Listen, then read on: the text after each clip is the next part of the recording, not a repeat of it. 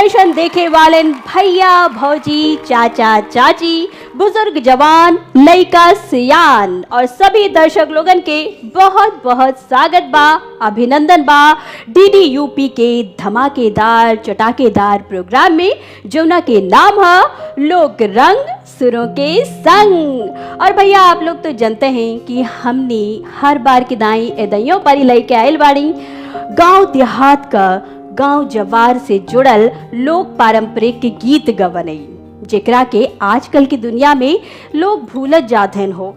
लेकिन हमार जौनी मंच बा ऊपर जब हमार गवैया लोगन इहे पुराने लोक परंपरागत गीत गावलन और आप लोग दम चाव से सुनलन तो हम तो कहते भैया आप लोग के भी अपन गांव जवार का याद तो आए जात होई है ना।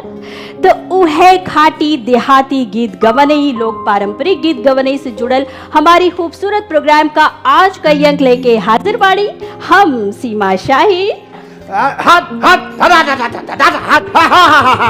दूर कहो फुप्पा हर कहाँ दौड़ा जात है? सब देखो सब जानवर सब चरे जा रहे हैं खेत। अरे प्रोग्राम शुरू हो गया बा तो के जानवर के लगी बा प्रोग्राम शुरू होगा और का अरे जयराम जी की बहुत अच्छा लगत है ये प्रोग्राम में आए के आप लोग पहले आए के बैठ जाओ तो।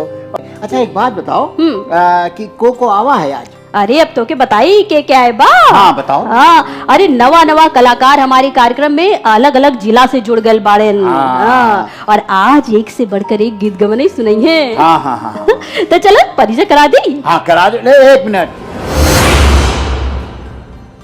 हमारा नाम है मिसाइल फूफा। का खिसियाइल फूफा? फालतू बात नहीं करना, बताए दे रहे हैं। हाँ निकाल के बाहर कर देंगे। नाम ठीक से जान लो हमारा नाम है मिसाइल फूफा। हाँ बिल्कुल मिसाइल फूफा के जान ले जा भैया, पहचान ले जा। अब इनके केहू ना कही रिसाइल फूफा। तो चलो मिसाइल फूफा देखो दृश्यावा मत, तनी मुस्कान लियावा चेहरे पे, काहे से कि गीत गवनी होए वाला बा। चलो चलो शुरू कर दो। बिल्कुल बिल्कुल।